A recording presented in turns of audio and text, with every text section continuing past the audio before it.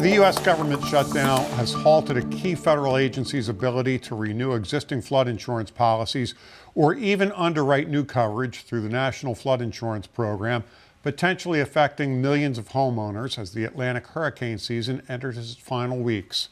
That according to a new AM Best report. I'm John Weber for AM Best TV, and we're joined today by the authors of the AM Best report on the U.S. flood insurance market, Associate Director David Blades and Senior Industry Analyst Christopher Graham. And David, starting with you today, the NFIP has approximately 4.7 million policies in place that cover residential properties. How will these be affected by the government shutdown? Well, John, as you said in the opening, I think the main thing is the fact that from an NFIP perspective, FEMA cannot issue new policies, and they cannot renew any policies that expire during this period. So, since October 1st, there are any policies that expire, any renewal policies that expired, policyholders really, in order to maintain coverage, have to go to the private insurance market or the private flood insurance market to get that coverage.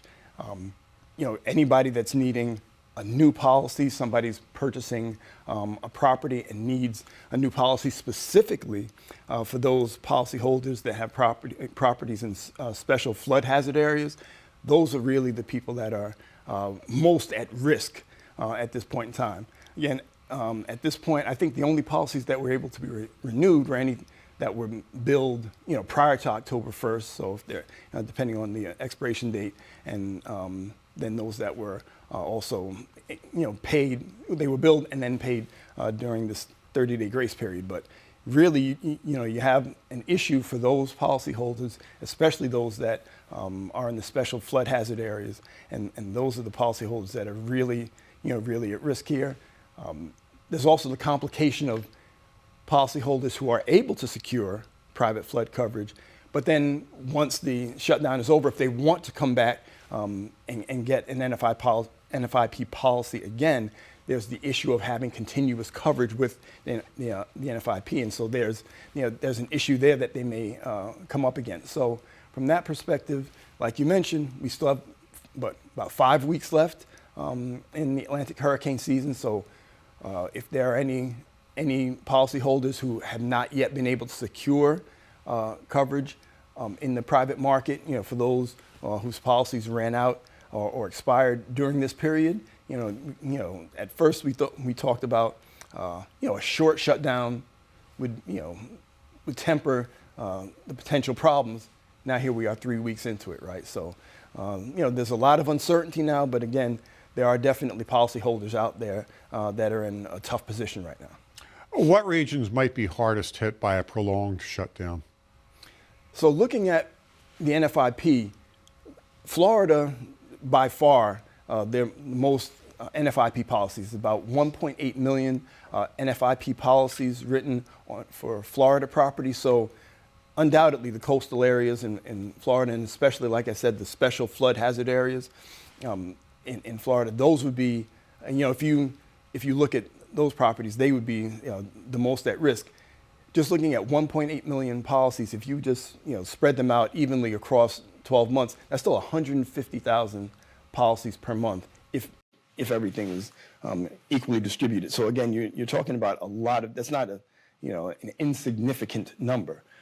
Texas, I think, has about 600,000 policies. Louisiana, another 400 and change, 400,000 policies and change. So you're talking about areas that have a lot of, or states that have a lot of coastal areas, and policyholders that definitely have properties in flood hazard areas that if their policies, expired during this time from, since October 1st, they would be the ones most acutely affected by this shutdown. Chris, what are the implications for the private flood market as we move forward? Well, it's certainly an opening for private flood writers to take on the risk if they want it. I mean, there will be people who want flood insurance, aren't able to renew it, or are looking to close on a property, and even though there might be special exemptions during the shutdown to do it, they still might want the flood insurance themselves and go to the private market. Lenders may still require it, even like it's up to each lender to decide whether or not they're going to want flood insurance on the property. They may still require it, which would force some of these new home buyers to go to the private market and get flood insurance. It's easy to look at a flood risk and think, for the homeowner that, okay, if you're in the like 1 in 100 flood zone, it's likely not going to happen, and not buy it. But if you extrapolate that then over 25 years, well, now you have like a 22% chance of being being flooded over that time period. It's a matter of when is it going to happen. So hopefully people start to take a look at that as well and get some type of insurance. And that's why I say this could be a great opportunity for the private flood insurance writers to get in there and do it. Part of it's going to be, though, the demand from the consumers to have it. A lot of what's been written on flood has been driven by mandatory cover or mandatory specifications from federal lenders. How is that going to carry on? I don't know. Like I said, I think a lot of consumers underestimate the risk that they have to flood. What does the analysis in the report say regarding the performance of the NFIP compared with the private market? Yeah. The private market has certainly done a heck of a lot better than the federal insurance over the last, I guess whatever 8-9 years that the NAIC has been tracking data on it. The NFIP is $22 billion in debt right now, and that's after being forgiven of $16 billion in debt sometime in the late 2010s. So you're talking about a program that is $40 billion negative, and all of that has happened in the last 20 years. Up until Hurricane Katrina hit, the NFIP was at least breaking even.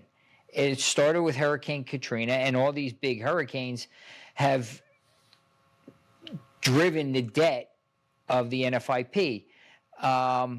What could happen now? So the private insurers have been doing better. They have better tools than what was available when the NFIP came to existence in the late 1960s. A lot of commercial insurers just got out of flood altogether because they couldn't write it. Well, now some of those tools are there that they can. It becomes more of an aggregation risk for the private insurer. So as the private insurers take it on, in some cases it might even be less expensive for the homeowners to go to a private insurer than the NFIP until you get to the coastal properties, which will then only make it worse as those inland get the private policy, and the coastal properties, which are the ones that are getting routinely flooded by hurricanes, stick with the NFIP and get flooded again. It's somewhat of a spiral right now that it looks, the opportunity is there for the private writers, and the more they take, I think the worse it's going to get for the NFIP results. Interesting. Chris, David, thank you so much for taking the time to speak with us today. Welcome, John. Thanks for having us, John. I was Associate Director David Blades and Senior Industry Analyst Chris Graham. You can find the full report online at ambest.com. For AM Best TV, I'm John Weber.